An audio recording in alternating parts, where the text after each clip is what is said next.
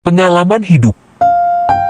Padamu yang sedang berjuang, orang bijak mengenali pengulangan bukan sebagai kemunduran, tetapi sebagai latihan menuju kesempurnaan hidup. Perulangan dalam hidup sering disalahartikan sebagai kemunduran, padahal ia justru bagian dari proses pembentukan diri. Ketika kita dihadapkan pada pengalaman yang sama berulang kali, itu bukan karena kita gagal, melainkan karena ada pelajaran yang belum selesai dipahami.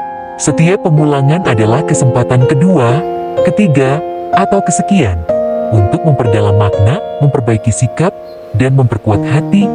Dalam siklus itulah kematangan jiwa mulai tumbuh, bukan dari keberhasilan yang instan, tetapi dari kesabaran memahami ritme hidup.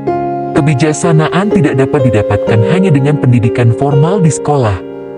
Pengetahuan bisa diajarkan, tetapi kebijaksanaan adalah hasil dari pengalaman hidup, dari jatuh, bangkit, gagal lalu bangkit lagi. Kebijaksanaan bukan tujuan yang bisa dicapai sekali, melainkan proses yang berlangsung sepanjang hidup. Bahkan kesalahan yang sama sering datang kembali, dan belajar darinya merupakan bagian dari pertumbuhan kita. Kebijaksanaan bukan sesuatu yang bisa diwariskan hanya dengan membaca buku saja. Ia tumbuh perlahan dari pengalaman yang dijalani secara utuh, dari luka yang dirasakan, kegagalan yang menyisakan, hingga keputusan-keputusan sulit yang akhirnya membawa pencerahan.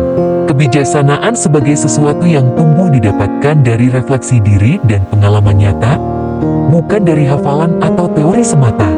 Hidup mengajar kita dengan caranya sendiri, kadang lembut, kadang mengguncang, tapi selalu bertujuan agar kita melihat lebih dalam dari sekedar permukaan. Kebijaksanaan sejati lahir dari keberanian menghadapi kenyataan, bukan dari lari darinya.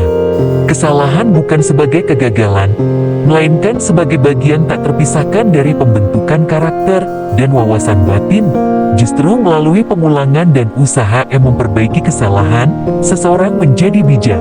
Orang-orang bijak lahir dari kerasnya kehidupan, di mana mereka tetap tenang berjalan walau di tengah badai, tantangan dan kesulitan menjadi guru yang keras, namun afektif dalam membentuk karakter dan kebijaksanaan mereka.